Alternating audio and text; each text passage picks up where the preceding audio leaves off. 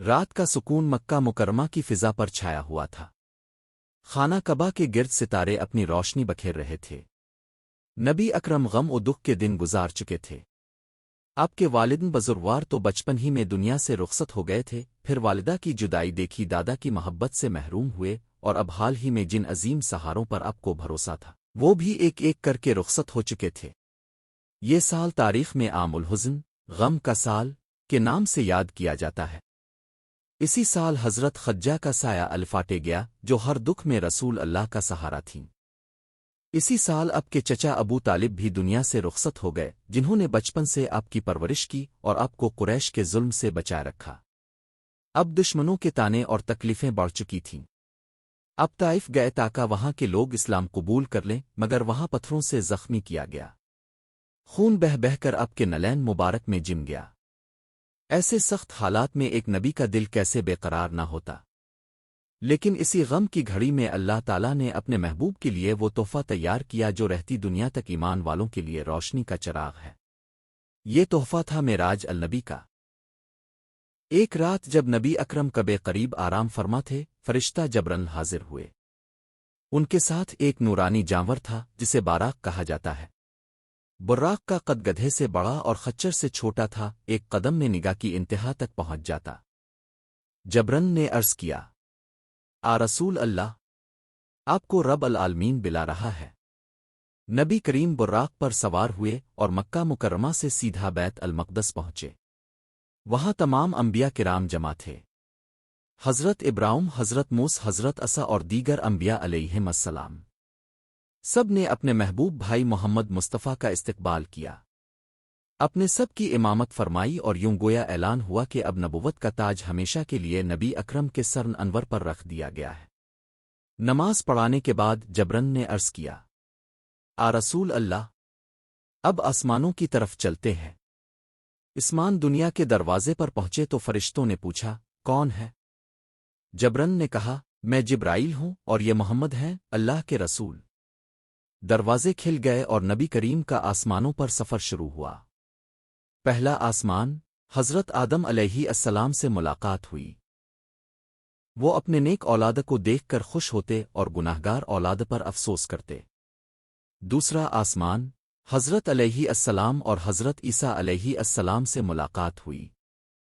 تیسرا آسمان، حضرت یوسف علیہ السلام کا دیدار نصیب ہوا، جنہیں حسن کا نصف حصہ دیا گیا تھا۔ چوتھا آسمان، حضرت ادریس علیہ السلام ملے، جنہیں بلند مقام دیا گیا ہے۔ پانچواں آسمان، حضرت ہارون علیہ السلام سے ملاقات ہوئی۔ چھٹا آسمان، حضرت موسیٰ علیہ السلام سے ملاقات ہوئی، جو اپنی امت کے غم میں روتے رہتے تھے۔ ساتواں آسمان، حضرت ابراہیم علیہ السلام ملے، جو بیت المعمور کے ساتھ ٹیک لگائے ہوئے تھے۔ بیت المعمور وہ مقام ہے جہاں ہر روز 70,000 فرشتے عبادت کرتے ہیں، اور دوبارہ وہاں آنے کی باری انہیں کبھی نہیں ملتی۔ یہ ملاقاتیں اس بات کی علامت تھیں کہ محمد مصطفیٰ ہی وہ رسول ہیں جن پر سب انبیاء کا سلسلہ مکمل ہو رہا ہے۔ اس کے بعد رسول اللہ کو جنت کی سیر کرائی گئی۔ اپنے وہاں نہریں، محل، باغات اور انعامات دیکھے جو اہل ایمان کے لیے تیار کیے گئے ہیں۔ دوزخ کا منظر بھی دکھایا گیا۔ وہاں عذاب میں مبتلا لوگوں کو دیکھ کر نبی کریم کا دل بھر آیا۔ آپ امت کے لیے رونے لگے کہ کوئی میری امت کا فرد ایسا حال نہ دیکھے۔ صدر المنتاؤ اور اللہ سے قرب۔ آخر کار نبی کریم کو صدر المنتاؤ تک پہنچایا گیا۔ یہ وہ مقام ہے جہاں فرشتوں کا بھی گزر نہیں ہوتا۔ وہاں جبرائیل رک گئے اور عرض کیا، رسول اللہ، اب آگے اب ہی جا سکتے ہیں، اگر میں آگے بڑھوں تو جل جاؤں گا۔ اس کے بعد نبی اکرم اللہ تعالیٰ کے حضور پہنچے۔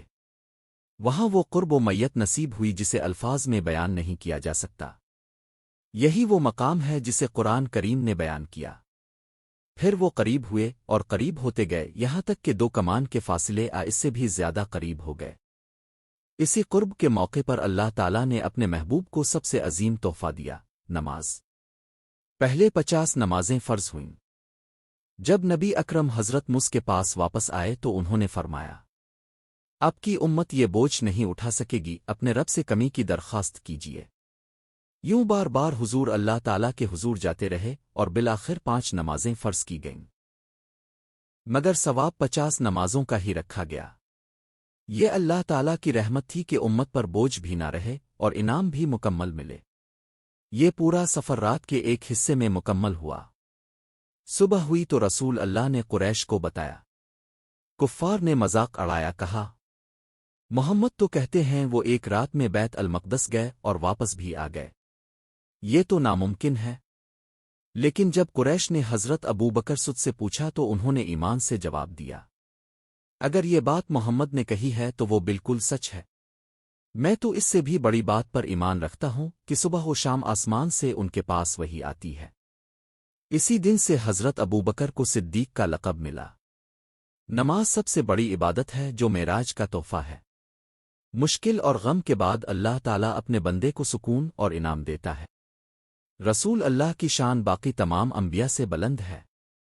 جنت و دوزخ کی حقیقت یاد دلاتی ہے کہ ہمیں اپنے اعمال کی فکر کرنی چاہیے۔